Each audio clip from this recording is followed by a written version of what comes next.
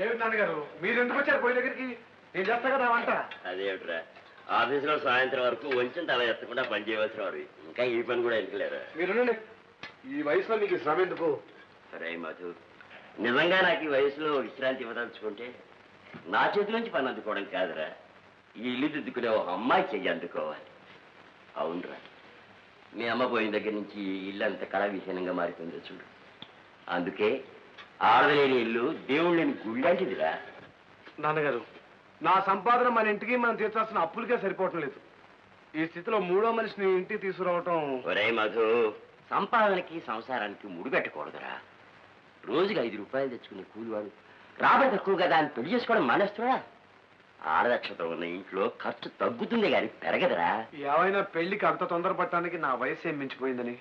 నీ వయసు కాదురా, నా వయసు మించిపోతోందని. మహాలక్ష్మి లాంటి కోడలు కళకళలాడుతూ నట్టింట తిరుగుతూ ఉంటే కళ్ళారా చూడకుండానే వెళ్ళిపోతానేమోనన్న భయం. ముద్దును మూటగట్టే మనవాళ్ళ చేత తాత అని పిలిపించుకోకుండానే కన్ను మూస్తాననే బాధ. ఏ వయసులో జరగాల్సిన ముచ్చట్లు ఆ వయసులోనే జరగాలిరా. చాలా కరెక్ట్ గా చెప్పారు. ఓహో, శాస్త్రి గారా? ఏ విశ్వనాథం గారు, ఆరోగ్యం బాగుందా? ఆహా, కూర్చోండి. ఇదేనా రావడం?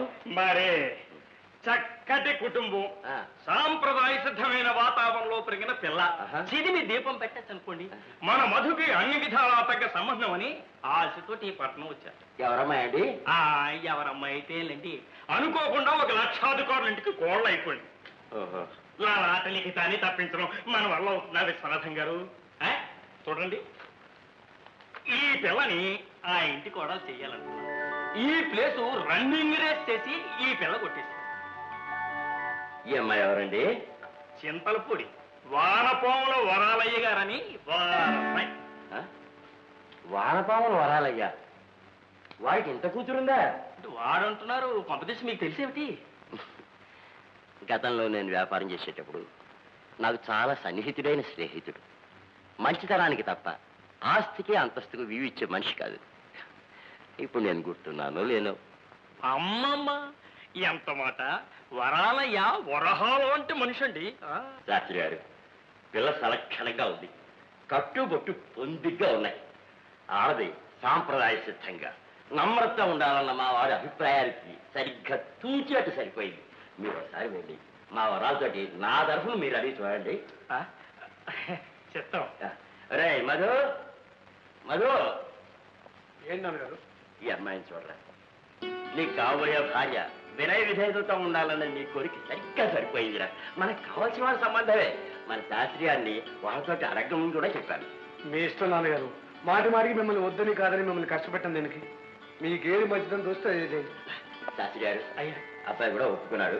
మీరు వెళ్ళి వరాలతో మాట్లాడమే తర్వాత. రావులపాటి విశ్వనాథమా? తెలియపడ నాకు బాగా కావలసినోడు. అన్న వస్త్రాలు కానీ పట్నం పోయి ఉన్న వస్త్రాలు పోగొట్టుకున్నాడని వ్యవసాయం మానేసి వ్యాపారం పెట్టాడు. వ్యాపారానికి మోసం, వ్యవసాయానికి వర్షం, లేదా రానిద్దాం కదా. అతి మంచితనానికి పోయి దెబ్బతిన్నాడు పాపం. ఇక అతని కొడుకు నా కూతురు చేసుకుంటానంటే నాకు అంతకంటే కావాల్సింది ఏముందాయా? పట్నంలో కాపురం పెట్టాలనే ఆ అమ్మాయి కోరిక తీరుతుంది, ఒక పరువైన కుటుంబంతో విజయం అందుకున్నాననే సంతృప్తి నాకు కలుగుతుంది. ఏమంటారా? అయినా అమ్మాయిని మొక్క అడుగుదాం. అలాగే. అమ్మాయి అరుణా! హలో శాస్త్రి గారు, వచ్చేసారా? కొడుకులే లోటు తీరుస్తుందయా? అయితే మంచి అమ్మాయిని చూసి వాళ్ళ ఈ 5 ఫైర్స్ ఫ్యామిలీ సంవత్సరం వెళ్ళడం పని జరగకపోవడం అంటూ ఉండదమ్మా. అన్నీ ఓకే. బంగారం నాడు పట్నం సంబంధం తీసుకొచ్చాడమ్మా. నీ కాబోయే శ్రీవారు మన్మోధుల్లో ఉంటాడమ్మా. లక్షణమైన అవలక్షణాలు ఎన్నున్నా ఎలా మార్చుకోవాలో, నా దోవకి ఎలా తెచ్చుకోవాలో నాకు బాగా తెలుసు. వాణి సంగతి ఏం చేశారు? ఆ పిల్లకి లక్షాధికారుల సంబంధం కుదుర్చుకొచ్చానమ్మా. Very good. వాణికి సంబంధం కుదిరింది కదా, ఇక మా ఇద్దరం పట్టాలో హాయిగా. ఇప్పుడే వాణికి చెప్పొస్తానా? మేచే గాడిని చేర్చిందని ఆ అమ్మ పల్లెటూరు అంటే పట్టం చేరుతానంటదేంటయ్యా? అంతా బాగానే ఉంది కానండి. వాణికి కాబోయే అత్తగారు పాపాయమ్మని కొద్దిగా చాదస్తపు మనిషి. కొడుకు పట్టుదలతో పెళ్లికి ఒప్పుకున్నా తన తోహతకు తగ్గ సంబంధం కాదని పెళ్ళయిన తర్వాత వాణి తరఫున ఎవరు ఆ గడప తొక్కకూడదని. ఆ పెళ్లి కానీ ఇవయా అన్నీ ఏ సర్దుకుపోతాయా? ఇదిగా 2 ముత్తాలు పెట్టించు. తోడ పుట్టింది కాకపోయినా మా వాడికి తోడు నీడుగా ఉంటున్నావు. నీ రుణం మేము ఎలా తీర్చుకోగలమమ్మా? రుణాలు అప్పులని ఏవేవో మాట్లాడుకు పిన్ని. ఏదంటే పిల్ల, రేపు మాఘమాసంలో నీ మెడ వంచి మొగుడు వస్తున్నాడు. జాగ్రత్త. పోవే. అబ్బా ఎంత సిగ్గు.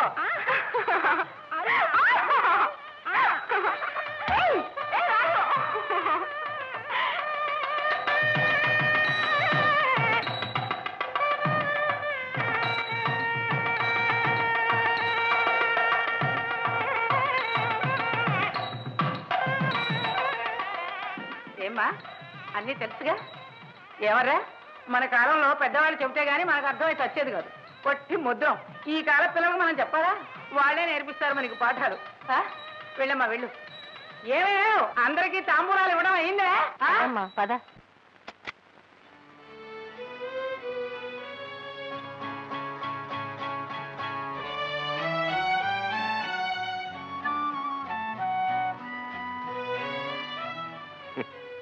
గంగిరెద్దులా అలంకరించారు.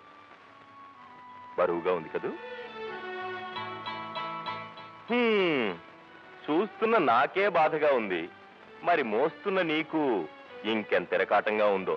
అసలు మన పెద్దవాళ్ళకి బుద్ధులు లేవనుకో, పట్టు చీర గట్టి పూల జడ గుట్టి పంపిస్తేనే గాని మొదటి రాత్రి తెల్లారదనుకుంటాను. It's very bad, very bad.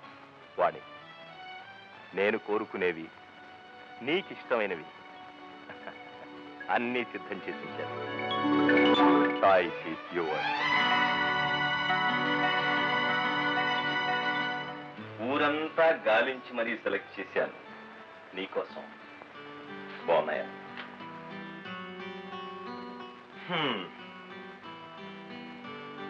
అటు చూడు.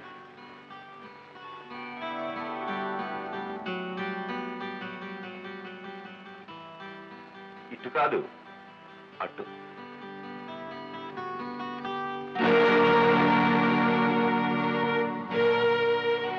తొలి రాత్రి నాడు మధురమైన జీవితానికి నాందిగా పాలు తాగమంటుంది చాదస్తం. మత్తెక్కించే బ్రతుక్కి గుర్తుగా మందు కొట్టమంటుంది నాగరికత. డార్లింగ్, ఒక పెగ్గ వేస్తావా?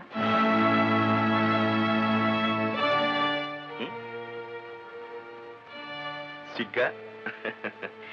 భర్త నోటికి భార్య తమలపాకుల చిలకలు అందించాలంటుంది మూఢాచారం, కానీ సిగరెట్ వెలిగించాలంటుంది మోడర్న్ ఆచారం. సిగరెట్ కలుస్తావా?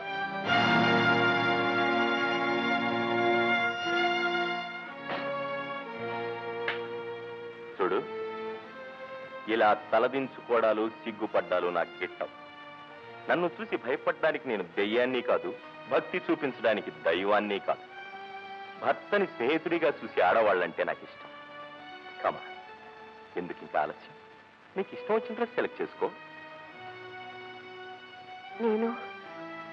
నేనెప్పుడు అటువంటి బట్టలు కట్టుకోలేదండి.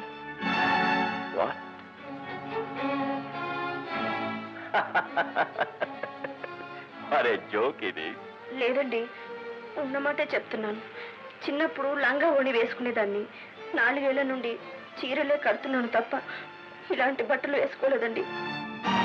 నువ్వు చెప్తున్నది నిజమేనా? నిజమండి. అయితే ఆ ఫోటో నేను వద్దంటున్నా వినకుండా నా స్నేహితురాలు అరుణ దాని బట్టలు నాకు తొడిగి ఆ ఫోటో తీయించిందండి. అసలు ఒళ్ళంతా కనిపించే ఆ బట్టలంటేనే నాకు అసహ్యం అండి. ఆడవాళ్ళు సారా తాగడం, సిగరెట్లు కాల్చడం సినిమాల్లోనే తప్ప వేరే ఎక్కడ చూడను కూడా లేదండి. పెద్దింటి కోళ్ళు కావాలని వేషం వేస్తావా? డబ్బు కోసం ఇంత నాటకం ఆడతావా? అరుణ్ ఆ ఫోటో శాస్త్రి గారికి ఇచ్చిందండి. నాకేమీ తెలీదు. మా అమ్మ మీద ఒట్టండి. నాతో పాటు క్లబ్లకి పార్టీలకు వచ్చే భార్య కావాలనుకున్నాను. నాగరికత తెలిసిన పిల్ల ఇంటికి కోడలుగా రావాలనుకున్నాను. కానీ ఈ మట్టి అవతార మొహానికి ఇంత సున్నం కొట్టి నన్ను మోసం చేస్తారనుకోలేదు. ఏమండి, ఇందులో నా తప్పేం లేదండి. నన్ను చేసిన మోసానికి తోడు అబద్ధాలు కూడా. మోసం చేసి ఇంటికి కోడలు అయ్యాం, కానీ నా భార్య మాత్రం కాలేదు.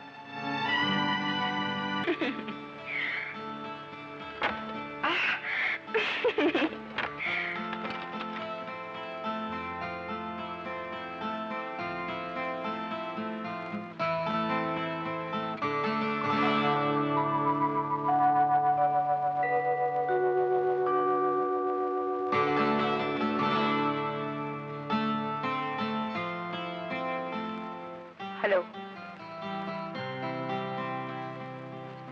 మీరు రావడం ఆలస్యం అవుతుందేమోనని పుస్తకం చదువుకుంటూ కూర్చున్నాను. స్నేహితులందరినీ వదిలించుకొచ్చేసరికి ఈ టైం అయింది.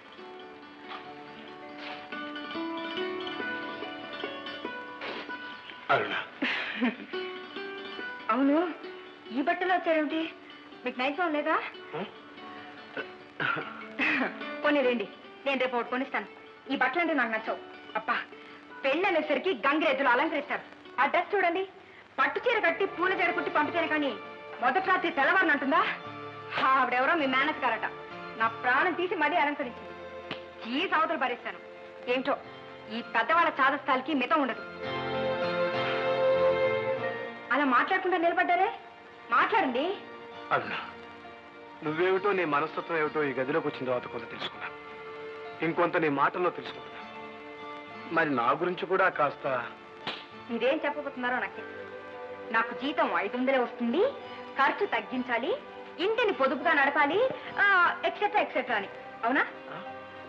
చూడండి, నేను ఇంట్లో అడుగు పెట్టిన తర్వాత మీరు ఉద్యోగం చేయనక్కర్లేదు. ఎందుకో తెలుసా? మన పిల్లలు, వాళ్ళ పిల్లలు కాలు మీద కాలేసుకు తిన్న తరణంత ఆస్తి మాకుంది. పల్లెటూరి గబిలేలా బ్రతకడం ఇష్టం లేక పట్నంలో స్వేచ్ఛగా తిరగాలని మిమ్మల్ని పెళ్లి చేసుకున్నాను. ఇక్కడి వింతలు విద్యురాలు చూడాలి, క్లబ్స్ లో మెంబర్ని కావాలి. చూడండి, నాతో పాటు మీరు కూడా జాలీగా టైం స్పెండ్ చేయాలి. ఓకే? ఓకే.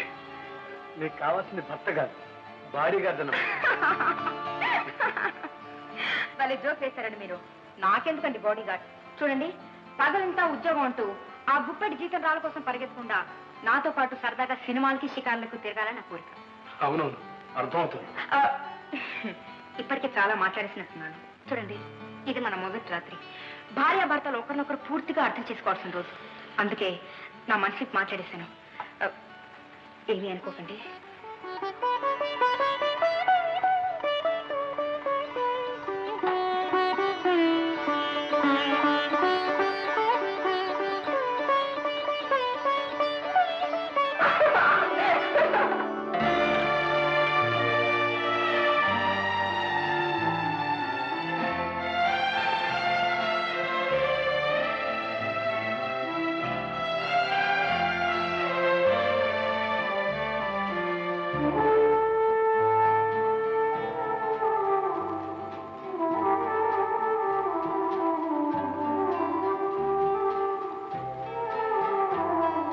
ఏమండి,